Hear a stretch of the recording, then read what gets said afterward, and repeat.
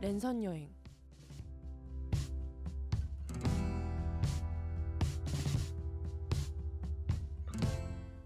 코로나로 인해 가고 싶은 곳, 먹고 싶은 곳, 마음껏 가지 못하는 요즘. 코로나가 끝날 때를 대비하여 랜선을 통해 미리 여행 계획을 짜두는 것은 어떨까요?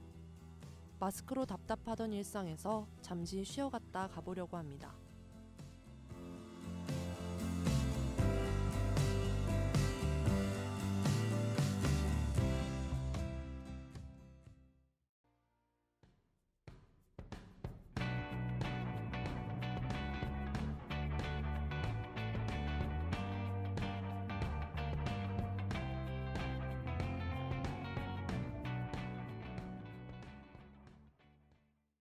두 번째 랜선 여행지로는 독일의 베를린을 소개해 보려고 합니다. 독일의 베를린도 많은 사람들이 꼭 한번 여행해 보고 싶은 여행지 중 한 곳인데요. 아픈 역사의 흔적과 유럽 예술의 트렌드가 공존하는 독일의 수도입니다. 여행 전 베를린에 대해 알아보자면 우선 여행할 때 가장 많이 대비하는 것이 치안이라고 말할 수 있는데요. 베를린의 치안은 비교적 안전한 편으로 늦은 시간에 대중교통을 이용하는 데 큰 불편함이 없습니다. 다만 여행 성수기에는 소매치기 사고가 발생하곤 하며 특히 스마트폰은 주요 타겟이 되니 주의해야 합니다. 하지만 물가는 우리나라와 비슷하거나 조금 저렴한 편이니 부담 없이 다녀올 수 있습니다. 그럼 방문에 따라 매번 다양하게 즐길 수 있는 베를린의 축제 정보를 알려드리겠습니다. 우선 1, 2월입니다. 1월에서 2월에는 베를린의 패션 위크와 베를린 국제영화제가 열립니다.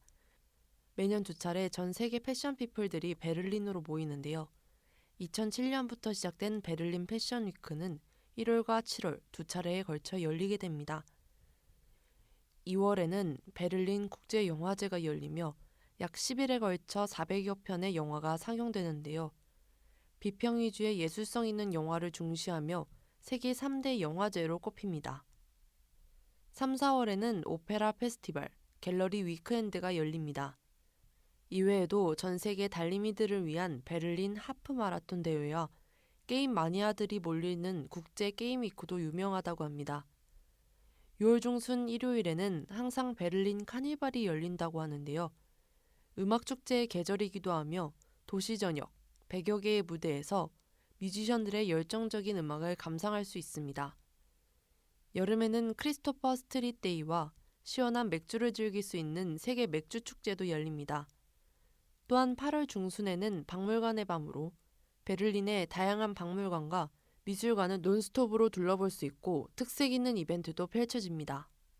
클래식 팬이라면 젠다르맨 마크에서의 클래식 오픈에어도 챙겨볼만 합니다. 9월에는 국제 가전 박람회와 베를린 아트 위크, 패션 및 라이프스타일 레오가를 위한 브레드 앤 버터 공개 행사 등 여느 때보다 풍성한 행사들이 줄을 잇습니다. 10월에는 1년 중 가장 아름다운 베를린의 야경을 볼 수 있는데요.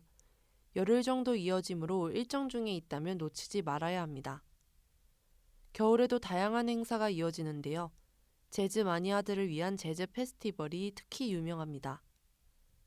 11월부터 12월까지는 66군데가 넘는 베를린 크리스마스 마켓을 방문하기에 좋은 시기인데요.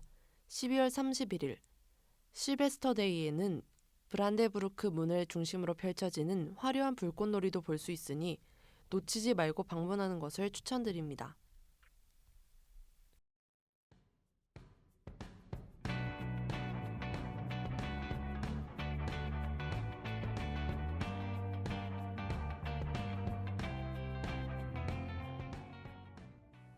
일부에서는 이번 랜선 여행지의 문화, 정보, 작은 팁들을 알아봤습니다.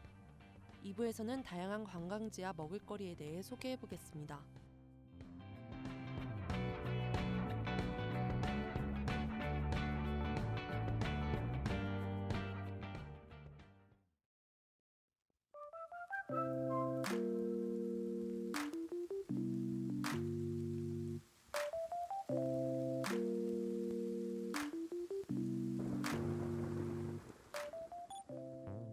부에서는 1부에서 소개했던 몰디브의 다양한 관광지와 먹거리에 대해 소개하겠습니다.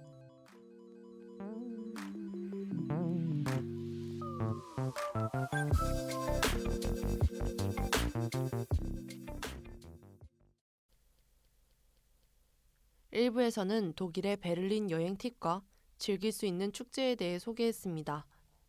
2부에서는 독일의 대표적인 관광지들에 대해 소개하겠습니다. 우선 장벽공원을 소개하겠습니다. 이곳 장벽공원이라고 하면 역사를 떠올리게 할 수 있는 곳 중 한 곳이라고 말할 수 있는데요. 장벽공원 주변의 일반 주택들도 당시 베를린 장벽을 넘어 동독에서 서독으로 탈출하던 동독인들의 모습과 희생당한 사람들의 사진이 걸려 있다고 합니다. 이런 흔적을 추모함으로써 지난날에 대한 반성과 추모를 하는 베를린의 사람들의 모습을 엿볼 수 있습니다.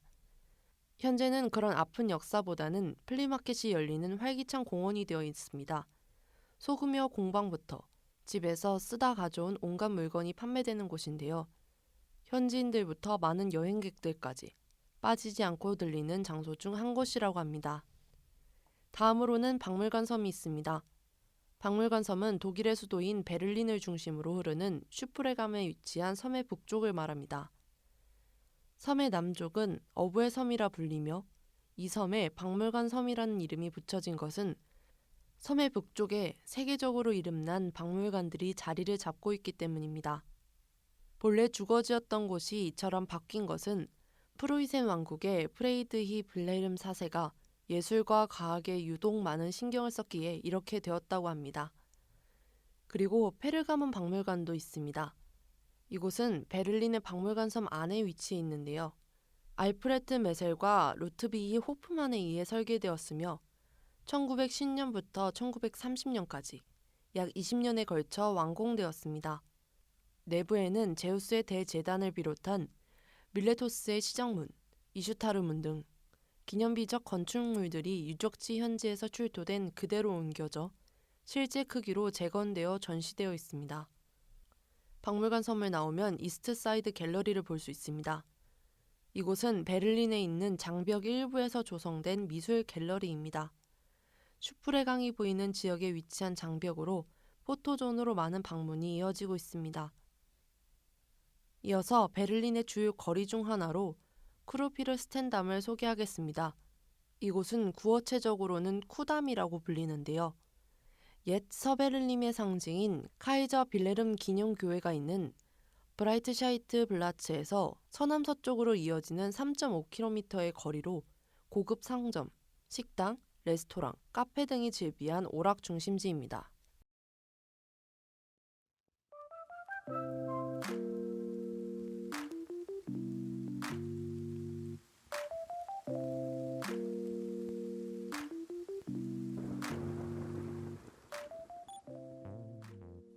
지금까지 랜선 여행지의 많은 관광지와 작은 팁에 대해 소개해드렸습니다.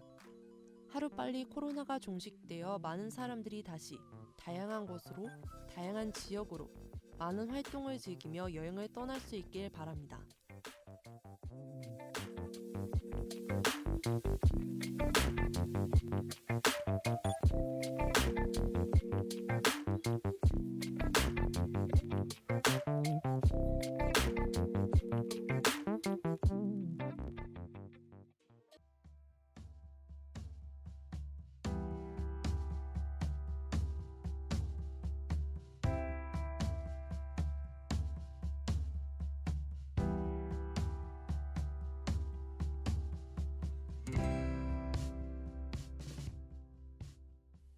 지금까지 들으신 랜선 여행, 제작 및 진행의 안다연, 기술의 고유진이었습니다.